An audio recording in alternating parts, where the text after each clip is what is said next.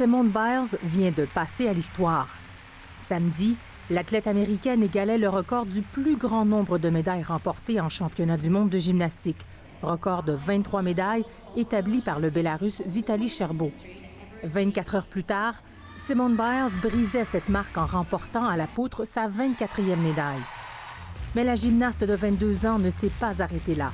Sa performance au sol lui a valu une 25e médaille. Pousse. Chez nous, les exploits de Simone Biles ne sont pas passés inaperçus. Simone Biles est au même niveau que les Usain Bolt ou que les Sidney Crosby ou que les Roger Federer de ce monde. Membre de l'équipe nationale américaine depuis l'âge de 14 ans, Simone Biles est aujourd'hui considérée comme la gymnaste dominante de son sport. 5 fois médaillée olympique des Jeux de Rio, certaines figures acrobatiques portent même son nom.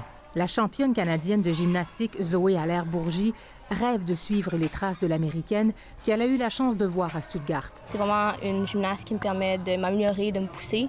C'est vraiment comme un exemple qui me permet de venir dans le gym à chaque jour, venir m'entraîner puis venir me pousser pour vraiment essayer d'espérer atteindre un niveau qu'elle a là.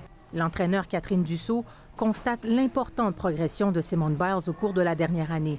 Un dépassement de soi qui peut servir d'inspiration aux plus jeunes. De réaliser que même Simone, même si elle était exceptionnelle, elle a dû travailler, elle a dû contrôler ses nerfs, elle a dû faire face à la pression, elle a dû aller au bout d'elle-même pour arriver à perfectionner ses performances. Simone Biles contribue aussi à faire briller la gymnastique féminine, souvent sous-estimée. Elle démontre que ça peut être aussi spectaculaire que la gymnastique masculine. Fait que c'est sûr que nous, comme entraîneurs de gymnastique féminine, on est fiers de ça. Il y a fort à parier que Simone Biles nous réserve d'autres exploits pour les Jeux de Tokyo en 2020. Ici Valérie Michaëla Bain, Radio-Canada, Montréal.